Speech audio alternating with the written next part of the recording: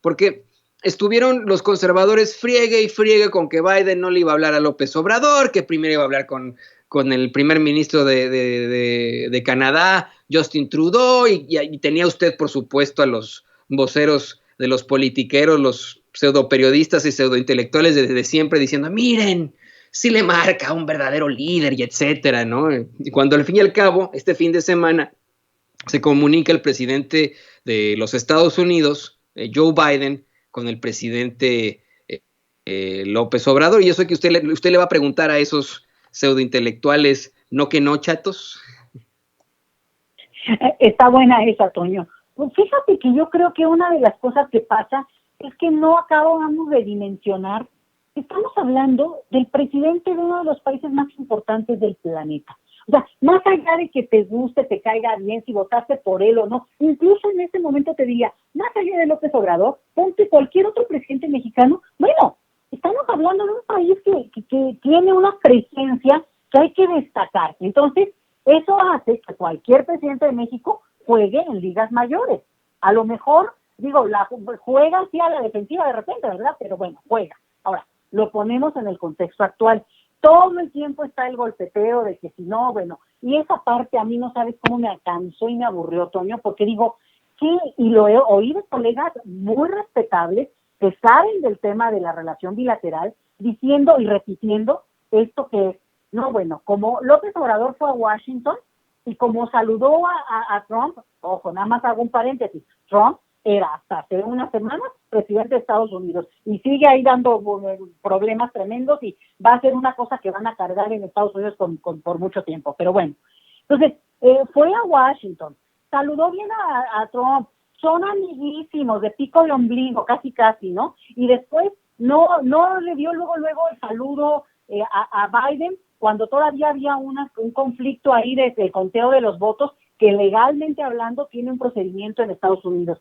Entonces, todos estos argumentos que sean, digamos, desde mi punto de vista, se van cayendo cuando tú dices, primero, como lo digo, tienes a un presidente que tiene que hacer el papel de presidente, que implica sentarte con el presidente de otros países con los que tienes que negociar. ¿Quién más que con Estados Unidos?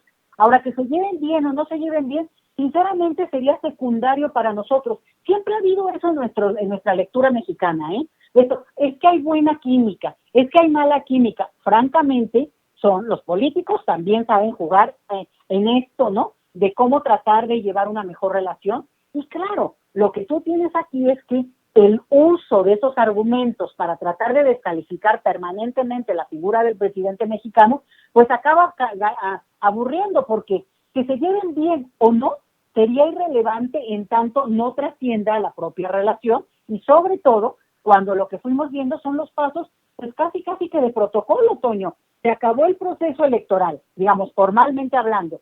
Ya el colegio electoral estadounidense celebra y da la mayoría al señor Biden, e inmediatamente va la llamada mexicana a decir, bienvenido, felicidades, ya tenemos el ganador oficial para ustedes.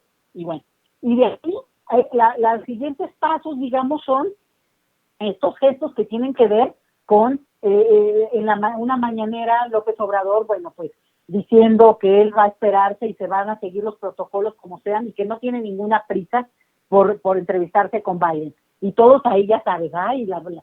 ¿Y qué pasa por atrás? Pues obviamente todo el servicio diplomático, toda la parte que conoce de relaciones internacionales, pues se está moviendo para justamente hacer una de las primeras entrevistas entre, en este caso, el presidente de Estados Unidos con uno de sus socios más importantes y su principal frontera y su relación incluso, digamos, identitaria, histórica, cultural, pues México. Y tuvimos inmediatamente esa llamada, que fue interesante, porque además pues se hablaron de cosas que para nosotros son absolutamente importantes y relevantes, digamos, el tema de migración, ¿no? Ese es uno. Y luego viene, y ahí junto con pegado, pues ni más ni menos que la llamada este lunes con el señor Putin de Rusia. Entonces, ¿por qué no iba a ser? Pues no es posible que no sea.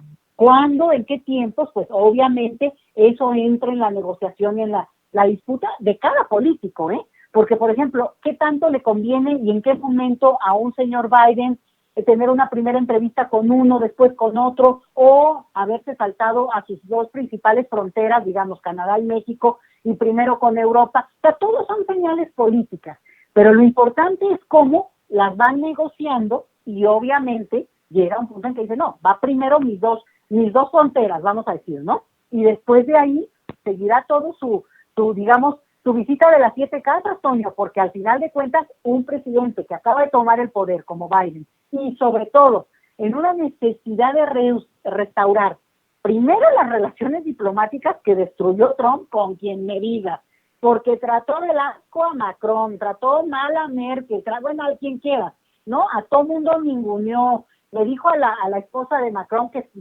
no sé qué, le dijo cosas horribles. O sea, es un presidente patán.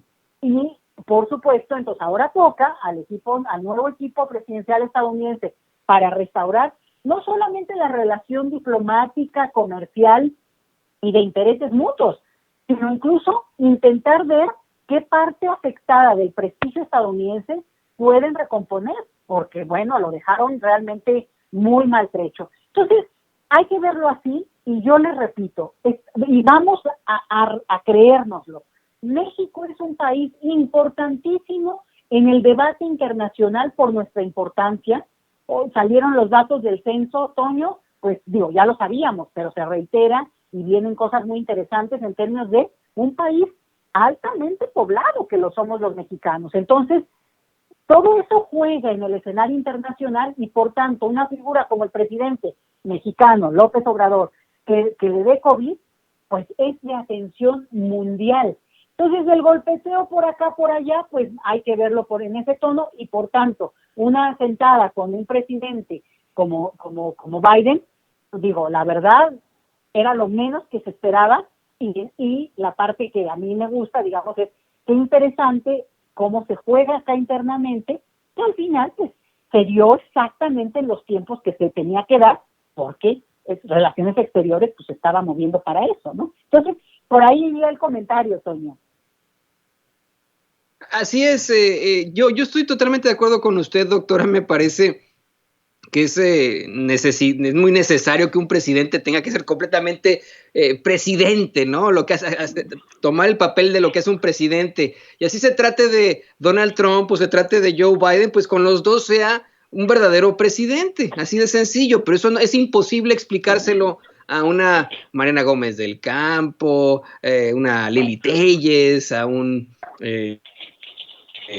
senador Julen Rementería. No es imposible explicarle este tipo de cosas. Y permítame no cambiar de tema, pero sí